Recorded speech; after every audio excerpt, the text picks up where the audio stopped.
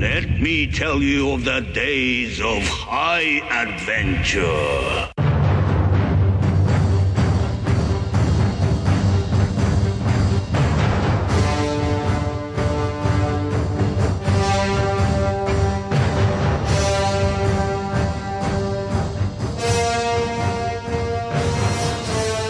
Ready? Ready as I'll ever be. Hello, I'm John. I'm Kevin. And this is 6 Degrees of Schwarzenegger, the podcast where we take a long, hard look at some of our favorite action movies from the era of Arnold. Schwarzenegger is the icon of the genre, and we're taking a deep dive into some of these 80s and 90s cult action movies and breaking them all the way down.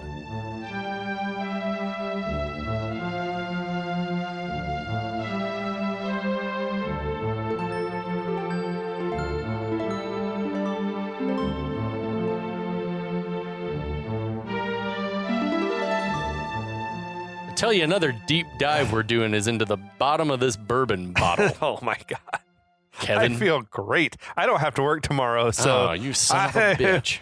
I'm all set, man. It's going to be nothing but smooth sailing Mai Tais, senoritas, and margaritas. I got some writing and editing that I need to do, but nothing serious, nothing time sensitive. Oh, nice. But anyway, we're not here to talk about our jobs. Fuck all that. We're here to talk about an addiction we have. This movie isn't even a cult. This is a movie that probably doesn't even have that much affection, but it should be watched.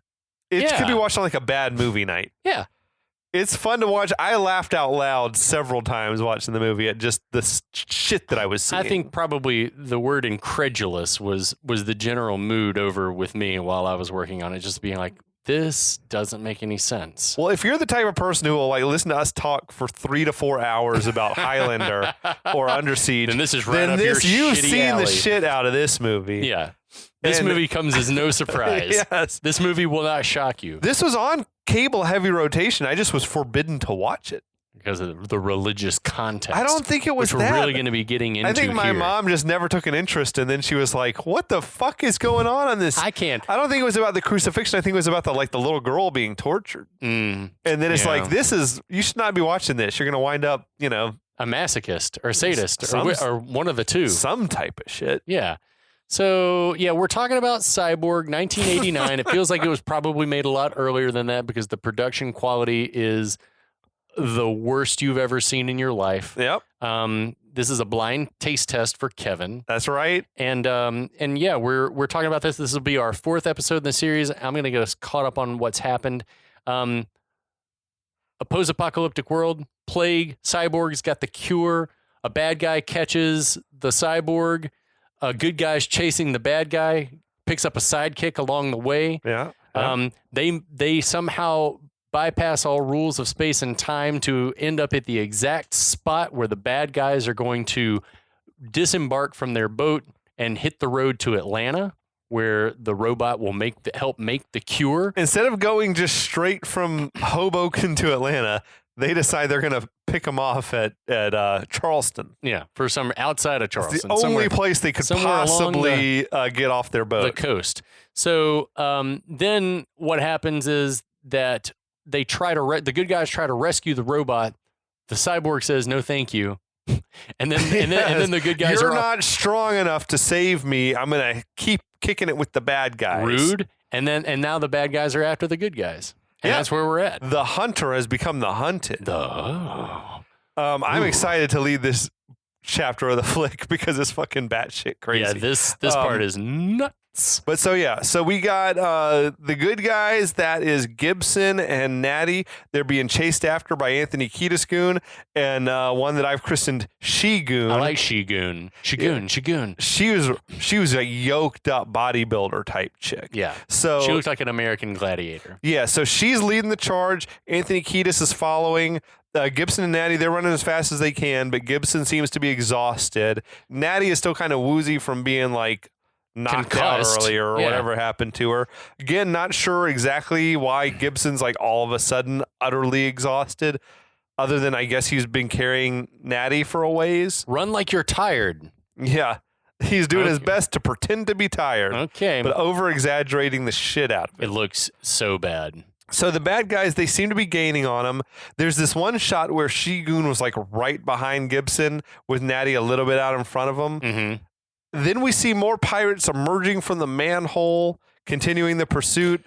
Gibson is like stumbling and falling in a pool of water that's like knee deep, which I feel like now there's this total lack of continuity and plausibility because they tried to cut around it. Yeah. Like when Gibson went down, you could see someone's arm waving like next to him, like they're running past him. I don't know if that was supposed to be Natty or Shigun, but maybe they're just like, well, it doesn't make any sense that like he would fall down and Shigun would just run right past him to keep after the girl. But I think that's what is supposed to happen. Maybe the conceit is, They cut around it for some reason. Either way, the way it's edited, it's all of a sudden seems like Anthony Kiedis Goon is now out in front. Yeah. And he's the first one to catch up. I was shocked. I was like, where did you come from? He was well behind Shigun. But I think it's because they just cut around Shigun running past. He's very fast. He was trucking it. Yeah. So he comes at Gibson with his staff. Gibson defends himself with yet another knife that he's produced from upon his person.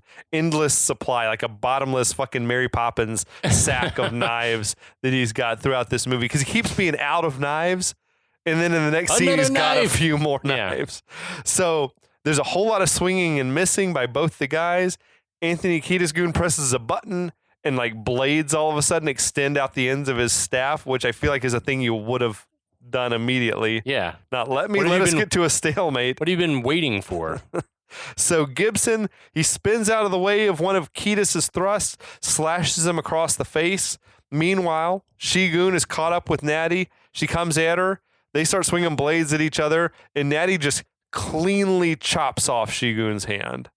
Like, Sweet. Impossible, though. Yeah. You would need like a broadsword or an axe or something to take someone's hand off. You don't know how Natty's, you don't know how strong she is. And how sharp her blade. Yeah. Maybe he taught her how to sharpen a knife. Yes. While they were making the unconventional sharpening technique. So Shigun screams, stares at her bloody stump. Natty stabs her in the gut. Then I love this. Shigun whacks Natty in the face with her stump. The blood that goes flying is so it's like gruesome. Both that shit made me laugh out loud when I watched it. I was like, what? She hit her with this stump. That's Natty's third concussion of the movie, second in the past 20 minutes. And so both women go down in a heap. Back now, we see there's more pirates. They're running towards the action. There's this one mega swole dude. He's just shedding his shirt while he's on the run. Like, what the fuck? I gotta be able to swing. It was the Greek buffed out dude. Snapakakis. Slapakakis. So now Gibson and Anthony Kiedis Goon, they're circling each other. Gibson busts out another patented Van Damme spin kick, which is what we're here for. Gibson stands Kiedis up to kick him again. That massive swole goon shows up. He grabs Gibson and flings him to the ground. And I cannot stress how bad the fucking editing was. Yeah, this whole part, I'm like, what is happening? It was not the editor's fault. I think like they didn't have the pieces they needed. But like when swole goon grabs Gibson, they inserted like this half-second shot of Gibson running. And then cut to Gibson being flung to the ground. And I'm like, what? Perfect. You win. Perfect. So Gibson gets up. He deploys his little boot spike. He kicks with a back heel kick, negating the use of the boot spike. He's like, shit. What if he said, fuck, I fucked that up. You fucked it up the rear. So Swolgoon catches his kick, snaps the spike off the boot. He wrestles Gibson to the ground and has him in this like leg lock sort of thing. Gibson kicks Swolgoon in the face. It's also worth mentioning that now Gibson has a big gash across his cheek. Oh, wasn't there before? It wasn't there a moment ago, and no one hit him or swiped him in the face. I'm telling you, there's a lot of weird editing stuff happening in this flick. I don't know. They must have chopped out some more action. Yeah. But Gibson kicks Swolgoon in the face. And then I guess snaps his neck according to the closed caption. That's what it looked which like. Which said, neck snaps. Oh, thank you. Yes, because they didn't really show it. They didn't have the coverage of that. You could the shot that they used kind of looked like. He crouched over him and grabbed his head. And you hit the sound effect. The sound effect snaps. was neck snapping. So now several more pirates are coming from all directions, which doesn't make any sense. They should all be coming from one direction. Like a band, like Harry Styles. Like Harry Styles and Zayn. But I don't know how they've surrounded him now. But anyway, he grabs one of the pirates' knives, stabs dude in the gut, killed him instantly, which always makes me laugh when like a stab to the gut, you're just instantly dead. Well, you may as well be. I feel like that'd be hours, though, to die. Anyway, Gibson is quickly overwhelmed. He's laying exhausted in the sand. Pirates are all surrounding him in this circle. There's nothing to do but like writhe and spit blood. Where's Natty right now? We don't know. She's not helping him. Yeah, where the fuck has she been? I don't know. Yeah. I'm curious because she lets him spend. She's concussed. She's going to let him spend a long time on that crucifix. She was concussed with the girl. She cut the hand off and they hit each other. Yeah. She got whacked by the stump. Yeah. Once you get the one concussion, it's easier to get concussed again. Oh, like just over and over again. So Fender comes speed walking over, like from the direction of this sort of decaying skeleton of a ship that's there. But trying to speed walk in sand is awkward. Yeah. Plus, imagine doing it in chainmail and a Shakespearean madrigal shirt. Absolutely. So Fender crouches down to inspect Gibson, tells the pirates to stand him up. Then Fender just fucking wails on him for a while, like driving him in the direction of the wrecked ship. Fender's easily blocking Gibson's attacks and just beating the fucking shit out of him. But there's no real technique to the way that Fender fights. It's just, and he's getting a lot of help from the sound effects guy. Yeah, you can tell those punches are hard. It should have been that, like the Indiana Jones punches, or the most severe sounding punches like in movies. Thunderclap. It sounds like someone's like breaking an oak log.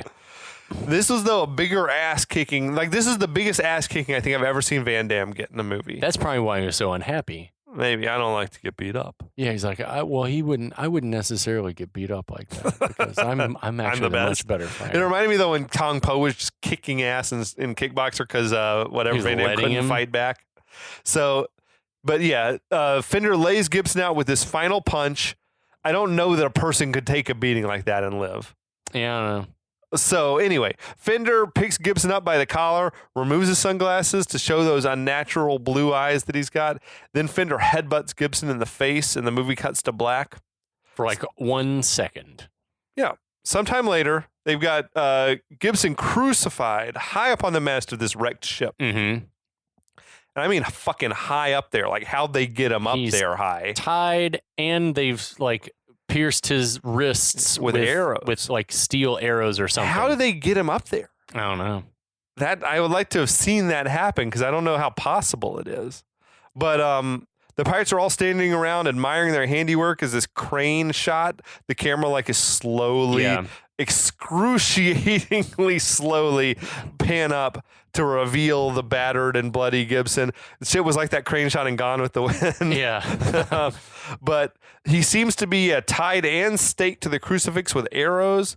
I can't imagine the amount of pain that you would have with that. And like nerve damage, blood loss, like pick your poison. Yeah.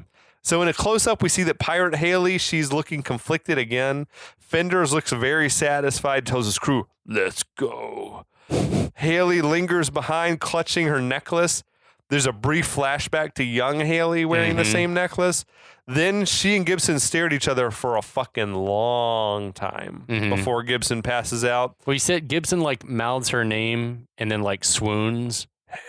Haley. Yeah, Haley. Haley. Then there's a whole lot of like slow motion walking from Haley walking away. Also, you could very clearly on the close-ups of Van Damme like see the harness that was the rig or whatever that was had him like strapped to this cross, as it were. So Fender yells out, "Haley, what's wrong with you? What's wrong with you?"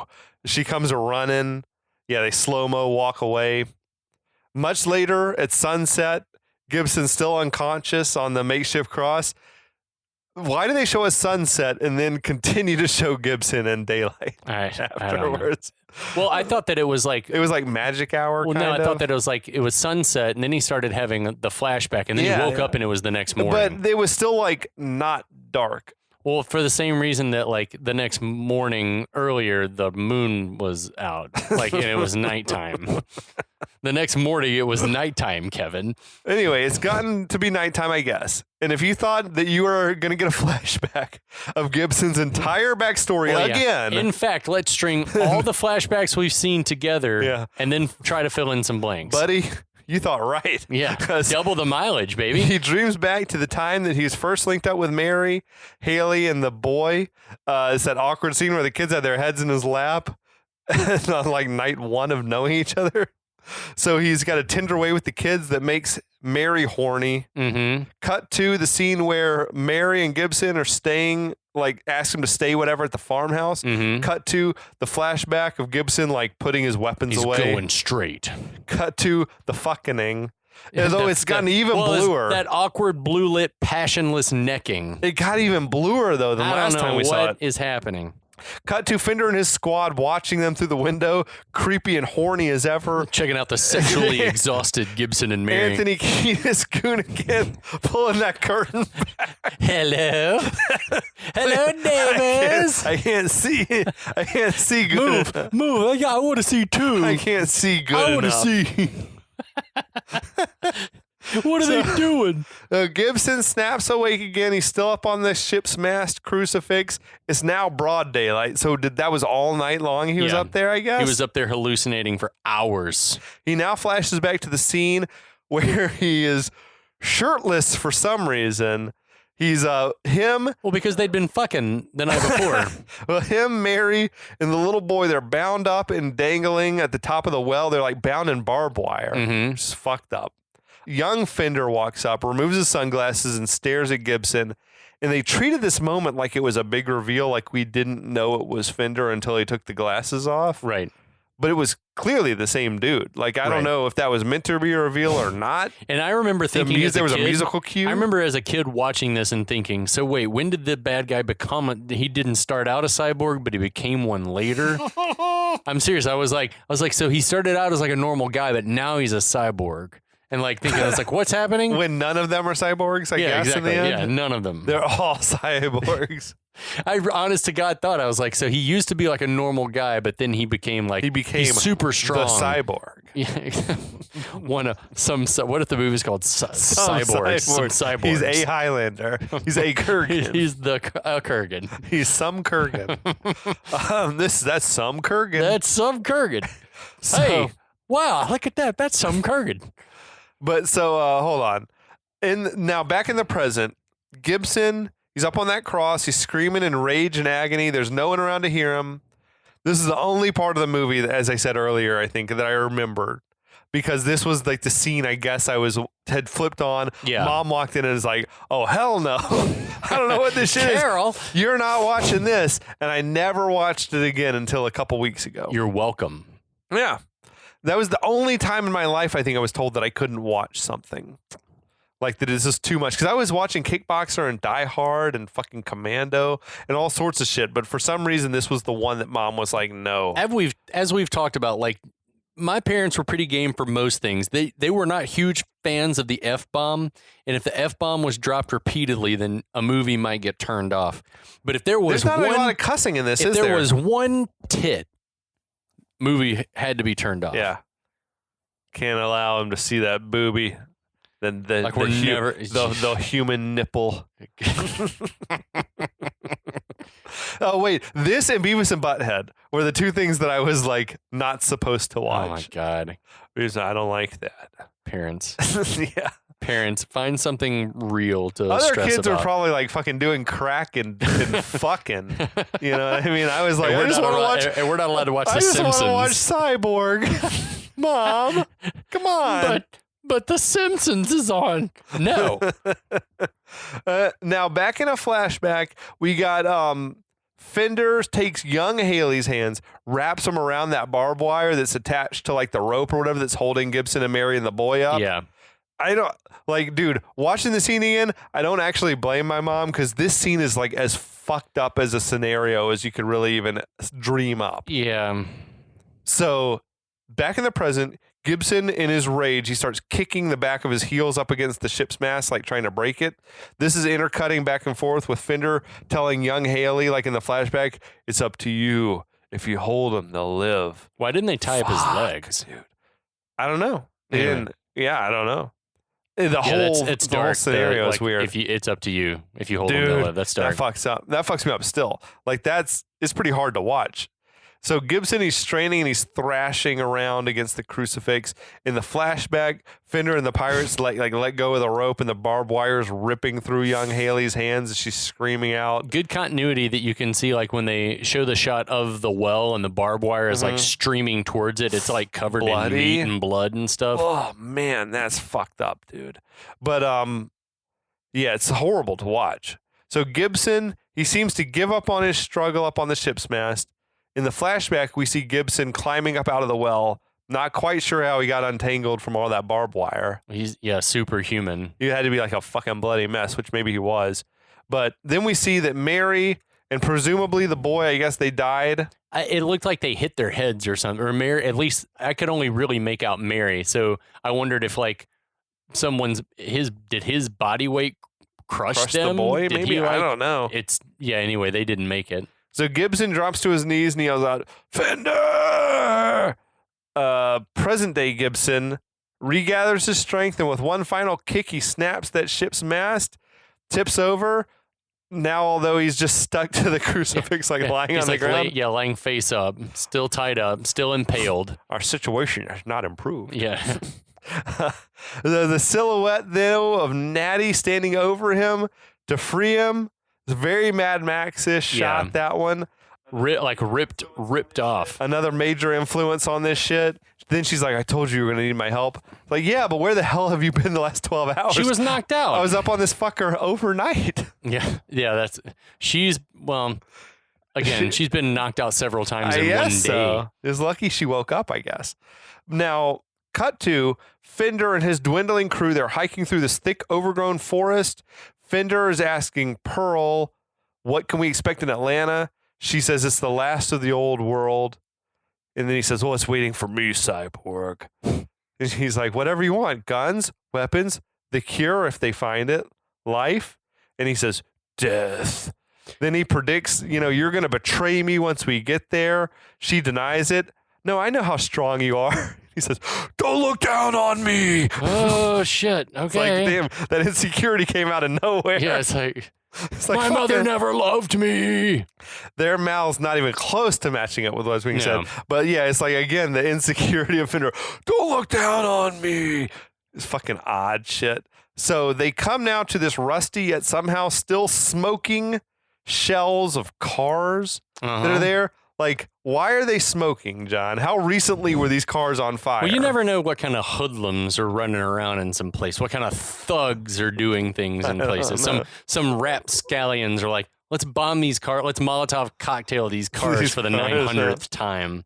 So there's a sign that's like Atlanta City Limits as the group is walking on. There was also the sign for Confederama. Did you look up Confederama? No, is that a real thing? Oh, buddy, I looked up Confederama. I thought it was like a spoof of the Cyclorama. No, my friend. Well, it's closely related to the Cyclorama. And if you are of a certain age, like Kevin and I are, then you probably were taken on a field trip at some point to Grant Park, where I think it's still like the Atlanta History Museum or something. The Cyclorama, which was a 360 art depiction of the Battle of Atlanta. Yeah, Battle of Atlanta for the Civil War. So I did Confederama's a real thing? I did a deep dive on Confederama, and it's a good thing that the action of this episode was so short, because I'm about to eat up some time with the story of the Confederama. The sign says Confederama next right, so I had to look this up. It was a historical attraction originally located in Chattanooga from 1957 to 1962. Before it was moved to some place called St. Elmo, which I guess is a community in Tennessee, in 1997, and then was moved to Point Park, which is on Lookout Mountain in Chattanooga, in 2015. So it still exists? Until 2015. Okay. So apparently it housed 3 dioramas, including one of the 1863 Battle of Chickamauga, which is right outside That's Chattanooga. extreme northwest Georgia? Yeah, like right outside Chattanooga, between Ringgold and Chattanooga. Okay. Which was one of the decisive battles of the American Civil War. You mean the War of Northern Aggression? That's right. The war between the states. As we were taught in Georgia public schools. We were taught that the South just wanted states' rights, Kevin. States' rights. So apparently, according to, and you can see a copy of the brochure online still, quote, "The sounds of battle and the strains of Dixie and the battle hymn of the Republic ring out over the three-dimensional 480 square foot reproduction of the historic terrain, the world's largest battlefield display of its kind." And I'm here to tell you that it just looks like a big toy set. It's just like a. Is it a miniature? It's a miniature. It's in miniature. It's just built out in miniature. The only comment that I found on that site about Confederama was from this dude who said, "My wife and I visited this on our honeymoon in August 1973. Fuck. So we like to do plantation role play. Then I did. It's like that scene in Teen Wolf. Burn the house, burn the barn. Burn the house, and when you're done with that, burn the fields. Teen Wolf. Dude, I've daydreamed about my dream Halloween costume would be to be Civil War Teen Wolf. Yeah, that would be awesome. With the Union uniform on a werewolf. So awesome. I'm Civil War Teen Wolf. Well, it's never too late to make that shit happen. Okay. So anyway, I looked up pictures, and apparently it was either the second or the final iteration of Confederama. It just looked like a gas station, but they had put crenellations on a castle. Okay, like turrets and shit. Yeah, just like plaster, not built, just like a facade. Okay, and Confederate flags naturally. And of course. The pics that I showed is just a big ass scale model, like a toy set. So I'll need you to send me those links. But then I clicked on another link, and it just is this hundreds of comments. I remember this from when I was a kid. Things like this don't exist anymore. I can't believe some snowflakes have made sure that this doesn't exist. And someone's like, it doesn't exist anymore. And but so it is not and was never in Atlanta? No. It was in Chattanooga. That's weird. But it is the type of shit you would have seen. I mean, we got Stone Mountain down here. Yeah, still. Like a shrine and I've seen lots of stuff. The AJC, I feel like, has been doing a series lately on Stone Mountain. And there's they're trying to bring groups from across the city to come together in a dialogue about its, notorious history and everything else. But anyway, Confederama. Confederama. I thought that was a fever dream from the screenwriter. No, man, when I was reading, I was like, I wonder if that's a real thing. And sure enough, buddy, it was. Anyway. Yes. That's we didn't know it. Didn't expect a history lesson. So maybe this is maybe they're on the westbound road from wherever takes them through Chattanooga, and then they have to travel south to Atlanta. Could be. I don't know. No, they just passed Atlanta city limits sign also. That's also true. I don't know what's supposed to be happening. Maybe in Peon's world, Confederama after the fall got relocated. Yeah, relocated to Atlanta. They were like, take it back south. Or when Atlanta shifted extremely northward, it collided and became one with Chattanooga. When New Pangea. Yes. Anyway, if you want to know what's going to happen in the exciting conclusion, in the actual ultimate, after the penultimate. We're done with penultimate. Penultimate's done. If you want to know what's going to happen, and if you want to hear my theory about why they didn't just send a floppy disk south to Atlanta, tune in for our exciting conclusion of our Cyborg series. I promise you, this movie will end. And we'll finish talking about it, and we'll be back.